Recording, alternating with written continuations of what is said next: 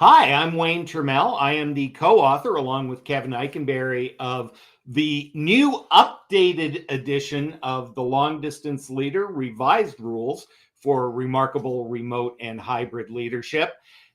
And I'm looking forward to my conversation with Phil, but the best advice I ever got was actually from my old man, who taught me when I was learning to drive that sometimes three rights make a left. And the reason that matters is that sometimes going the direct route or the fastest route is also the easiest way to get yourself into an accident. And sometimes it's better to take the long way around and be safe and get where you're going. So that advice has always stuck with me. Three rights sometimes make a left. That's interesting. That's very interesting. So how old were you, Wayne, when he gave you that? Probably learning to drive, 15, 16. Oh my gosh. Wow, that's fantastic. That's fantastic. So how have you used that in your leadership at all? All the time. Sometimes it's very easy. I mean, to put it back in the driving analogy, the fastest way is to make a left turn, but oh, by the way, it's 4 lanes of traffic and no light. You know what? It's easier Let's to make just a right. go around the block. There you go. That's awesome. Yeah. And the same is true. The same is true with people. Not everybody is prepared to take the risk. Not everybody is prepared to take the direct route. And that's okay. What matters is you arrive safely at your destination. Yeah, that's true, right? Focus on the end, not so much about the process, and you'll get there eventually, sometimes faster even. So with that, you guys wrote the revised rules for remarkable remote leadership. So why revise it? What's changed? What's different now? Yeah, well, there's a couple of things. It's funny, when the original Long Distance Leader came out, it was 2018. And everybody was like, oh, you guys are so far ahead of the curve and edgy. And then COVID hit in March of 2020. And, tens of thousands of people found the book useful and helpful. And we helped a lot of people get through that crazy time. But 6 years later, a couple of things have changed. And it's really in 2 categories. The first category, of course, is technology has changed. When the book came out, Zoom was not a thing. Wow. It literally was not a thing. It was a free program that big companies didn't use, and that, and then suddenly COVID hit, and it went from what's Zoom to a verb. Let's Zoom. To a syndrome where everybody has Zoom fatigue in like 18 months, right? And also tools like Slack, and particularly Microsoft Teams. We were still talking about Skype for Business. Yeah, when that's right. we wrote the book. And while you don't want to get tied to the technology too closely, because that's just the tool that you use, right? What tool you use is less important than that you use one. For credibility's sake, we needed to update it. More importantly, as the diaspora kind of ended and people were deciding, are we going back to the office? Are we not going back to the office? What are we going to do? It became clear that there was no roadmap. The genie's not going back in the bottle. Most of what people call hybrid work is actually not hybrid work. It's a hostage negotiation.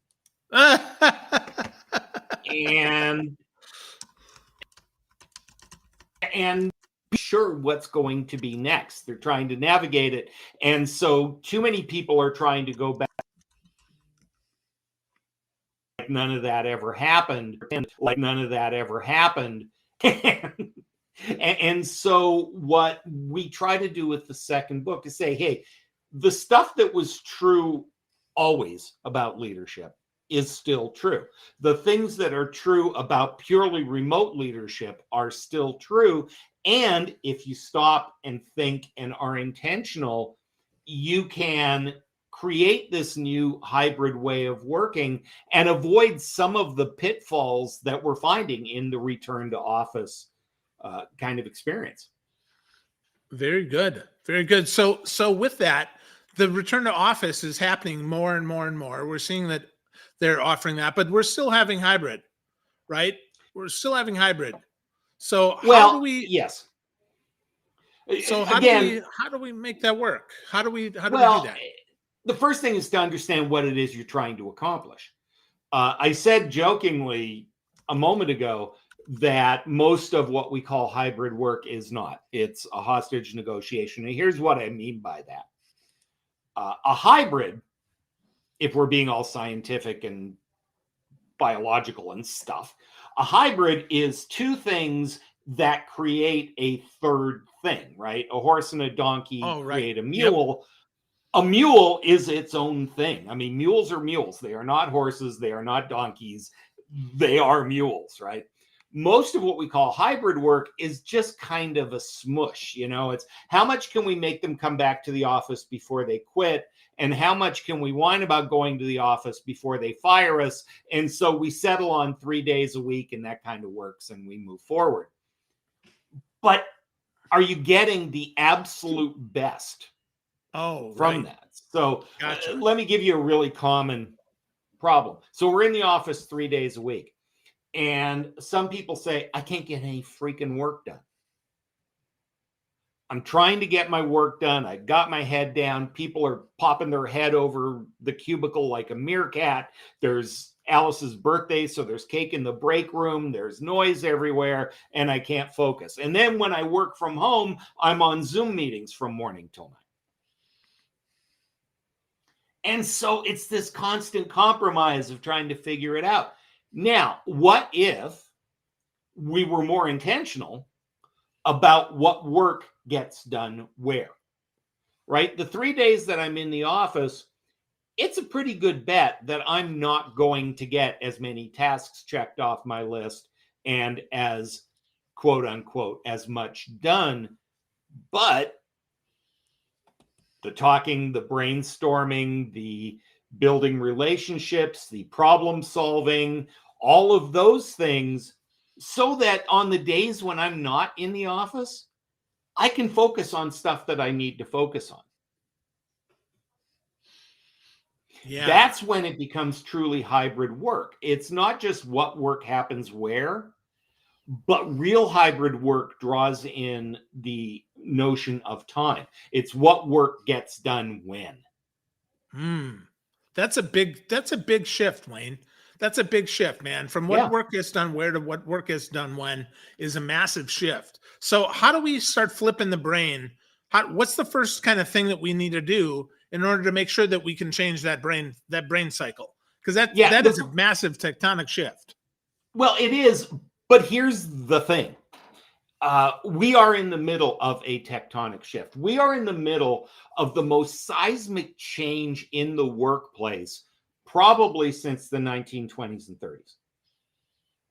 In the 1920s and 30s, we got the 5-day week and the 40-hour work week and the concept of commuting and going to the office. And so when you were in the office, you owed your boss your time because they're paying you for that time. But when you were off work, that was your time.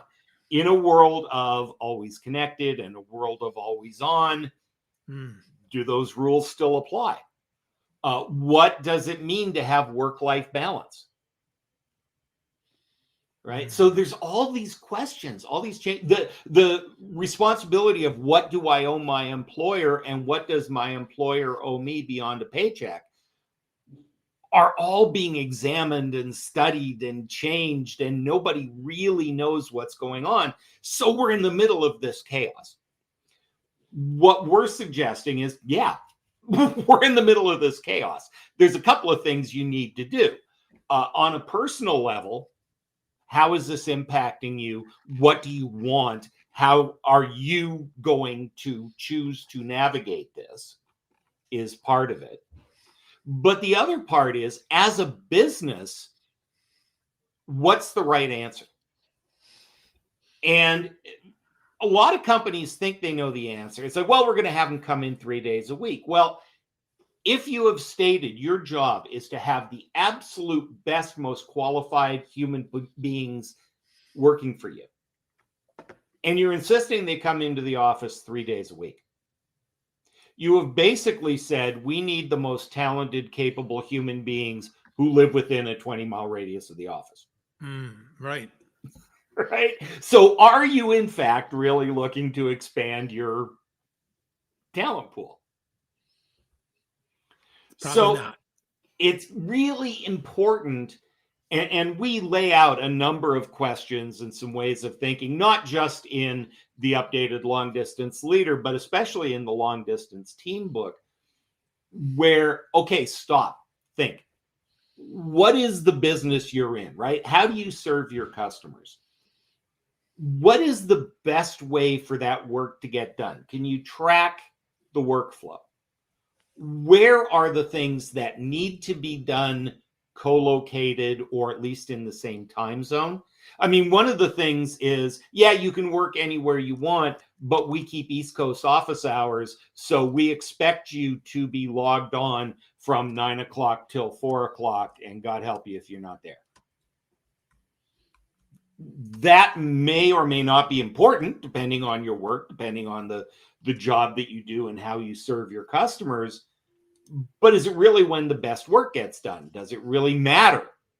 Right? If I'm writing a report that is due Friday, do you really care that I do it between 9 and 5 East Coast time, or do you care that it is done to the best of its ability when it's due? There you go. Yeah, that's a big question, right? That is a big question. And how do we shift that as a leader? How does that change our role as a leader, Wayne? Well, it changes our role as leaders in a couple of ways. First of all, micromanagement is not only frustrating and whatever, it's actually impossible. You cannot short-term micromanage somebody when they work remotely without going all the way to monitoring keystrokes and all kinds of things. And then you can go on Amazon right now and you can find a Bluetooth mouse for your computer that actually jiggles the cursor every 5 minutes. And it is designed purely so that your computer and whoever is monitoring it thinks you're working. I mean, we all know every draconian management law in the world has a workaround, and somebody has found it. Yeah. Yep. So if you're focused on metrics like, are they logged on time? Like how, do they pick up the Teams message? Do they respond right away, or is there a gap? Right? If those are the things that you're measuring, you're going to get this kind of malignant compliance. Yeah. Whereas if the expectations are clear, if people have access to the resources so they can get their questions answered, they can get the information they need, they can reach whoever they need to reach in order to get their work done, and the work is judged accordingly. And that means getting feedback when it's not up to snuff. It doesn't mean just leaving them alone and praying that the stuff is in your inbox when it's due. Right? There's coaching, there's delegation, there's some people need more performance management than other people need, while allowing for trust and individual work styles and all of that good stuff. But we're in the middle of this chaotic time, and it's really hard. I totally empathize with people who are frustrated, and people have said to me, well, when is this going to change, right? When is the world going to accept that there's this new way of working? And it's going to be a while. Yeah. It's going to be a while. I mean, what it's going to take, frankly, is we're going to need a breakout company who becomes the model that everybody can point to. right? That makes sense. When Yeah. some company that we've never heard of suddenly takes over their market and they work in this new way, people are going to go, aha, we want to be like them. Right now, there isn't really a bright, shining example that people can point to and say, we want to be like them. What we're doing is looking at existing companies and going, we don't want to be them. And negative examples are not great. If you're a parent, you know, negative examples are not terribly motivating. Yeah, that's for sure. That's for sure. So how do we build that trust, Wayne, remotely? That's a big question. You've got a whole chapter in the book dedicated to this. How do we build trust remotely? Yeah, trust is different than faith. Okay, so Okay. first of all, I mean, whether we're talking spiritually or we are talking in the workplace, faith is I choose to believe this. Trust is evidence based. Trust can be shaken, trust can be built because it's based on evidence. So we need evidence, right? Which means check ins and metrics and KPIs and people volunteering information and communication flowing. In the book, we have a model which is basically a 3-part model that says trust consists of 3 things. The first thing is, do we have a common purpose? Are we there for the same reasons? Are we, do we know what we're doing and why we're doing it? And this is true, by the way, in your personal life, in your work life, whether your team is located together or not. In your personal life, if you meet somebody and you decide, hey, I want to spend the rest of my life with this person, and they say, yeah, this is great, I don't think we need to go there right now. You're probably not going to get married. Yeah. Over time, trust then becomes an issue, right? Because you don't have the same end goal in mind. You're not aligned in what you're doing. I'm not saying it can't work, but it makes it harder. And suddenly unexplained absences matter. And if they don't answer the phone right away, your brain starts to go places, right?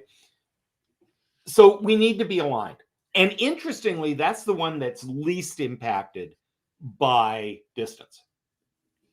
The other 2 factors are I can't trust you if I don't know that you're competent, right? If I give you an assignment, I have to believe that you are capable and of doing that job to the standard of which I need it done. So, okay, how do we get that evidence? Well, metrics, check-ins, coaching. Are assignments met on time? Are people participating in meetings? Because that way you know whether or not they're engaged and paying attention. Just because they don't speak up doesn't mean they're not. But if somebody never speaks up on a meeting, over time, I'm going to start to wonder. Right? Yep. And the final thing is motivation. Fine, I know you can do the job, but are you engaged? Do you care? Do you put in as much effort as the next person is going to put in? And again, we need evidence of this. And when the evidence is there and the evidence supports our belief in, you assume positive intent, you have faith that people are going to do what they're going to do. When the audience confirms your faith and trust, it builds that trust, and trust is there. You can have all the good intentions in the world, but if somebody is constantly disappointing you over time, that starts to be corrosive. And then it becomes, I trust Phil because I've known him for 1,000,000 years and he always does good work. And so I don't worry. But the new guy, I don't know. And he just blew an assignment. So clearly he's an idiot and doesn't know what he's doing. Well, no, but I have no social capital built up with that person. Whereas I have tons of social capital built up with Phil. So if you are aligned and you know you are aligned and there is evidence to that effect, and the person is competent and clearly competent, and the work is getting done, and it's getting done to the right standard, and the person is exhibiting the right amount of engagement and enthusiasm and working well with the team, and it's clear that they are energized and engaged, what's not to trust? If any of these are out of whack, you need to start examining where is the gap and how can we work to establish enough evidence that that trust can be rebuilt. Yeah.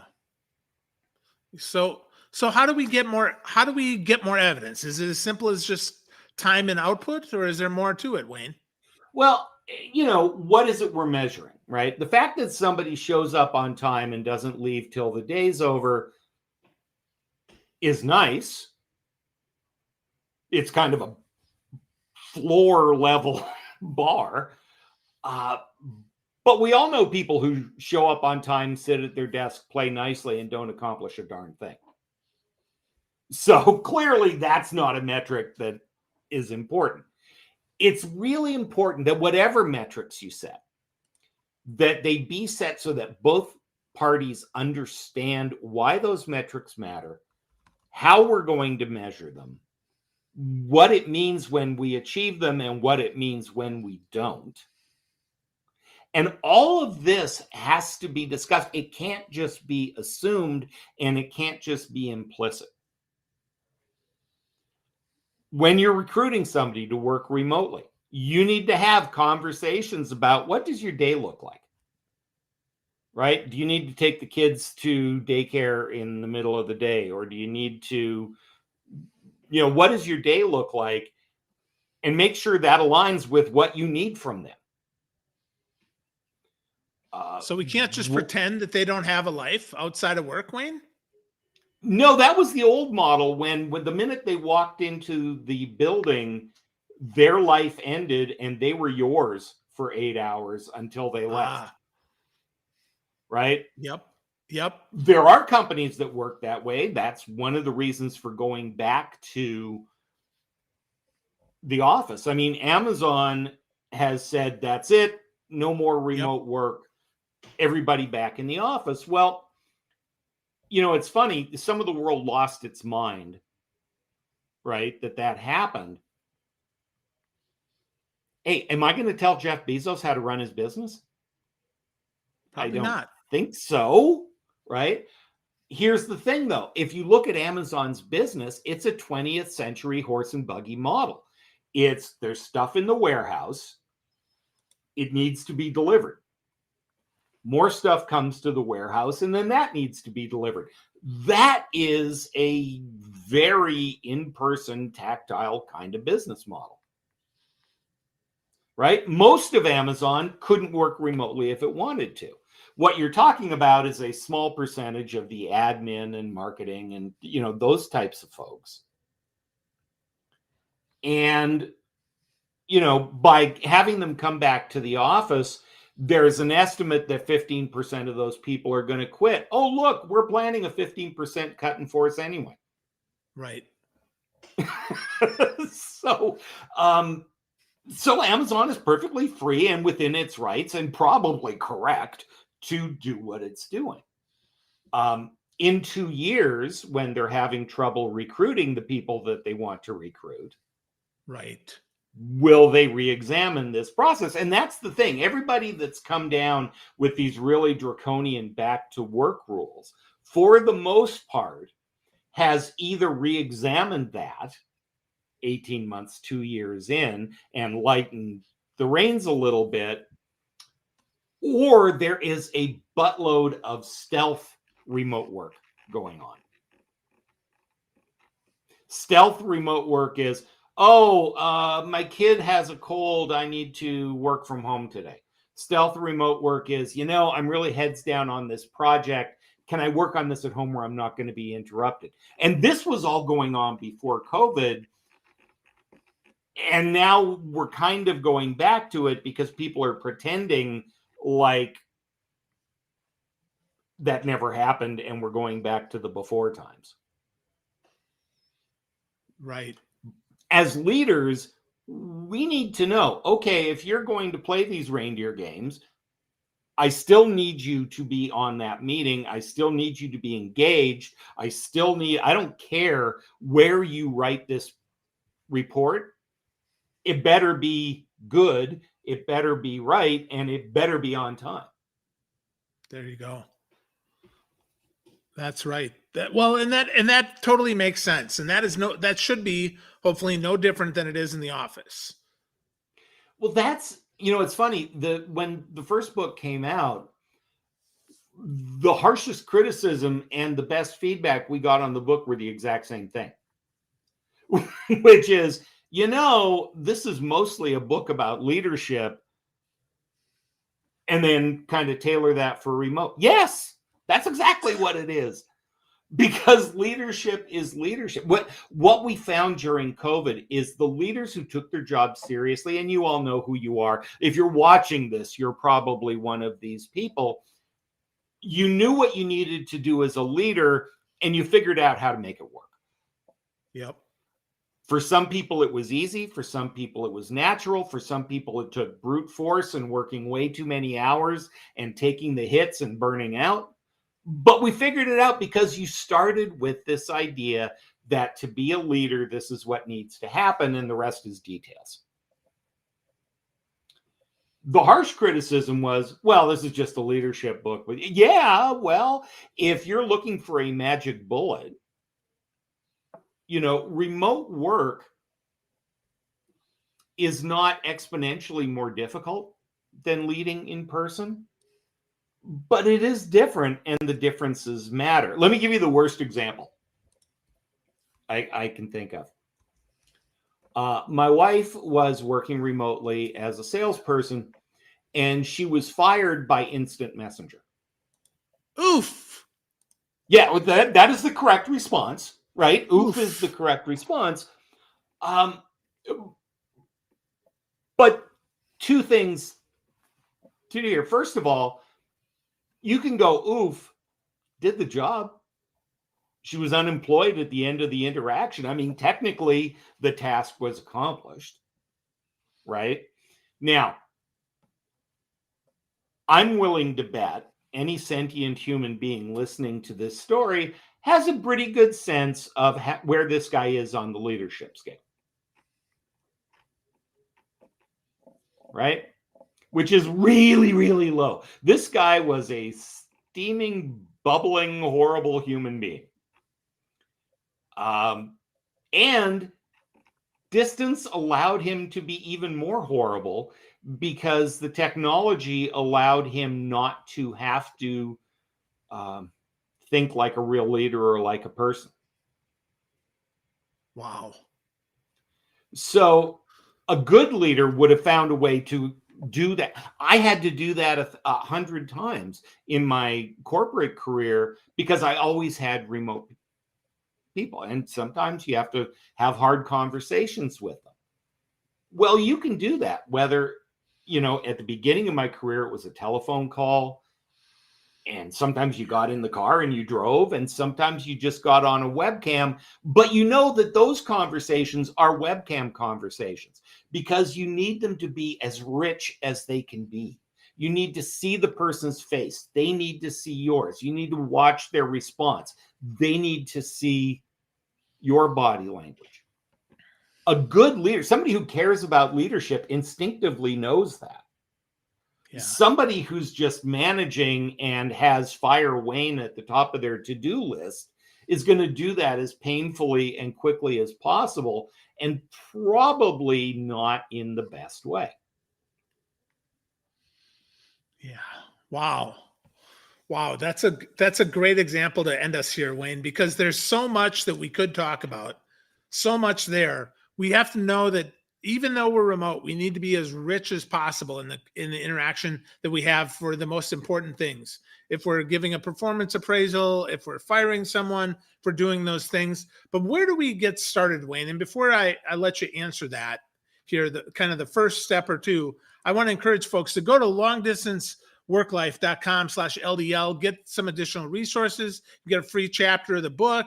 You can get copies of the book there. They've got some bonuses there laid out for you. That's longdistanceworklife.com/LDL for long distance leader. So Wayne, give me the first step or two that people need to take in order to get started with this.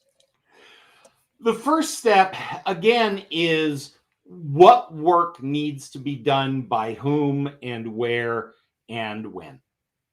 Right? If you can identify those, it starts to become pretty clear, oh, this needs to be done synchronously. This needs to be done when we're all together. This piece of it, not so much. So that's the first thing. The second thing is there is a model in the book. And if you go to that site that Phil just told you, there is a chance to download 25 tips from the book. And the model is in those 25 tips. If you don't want to spring for the book, you cheap weasels.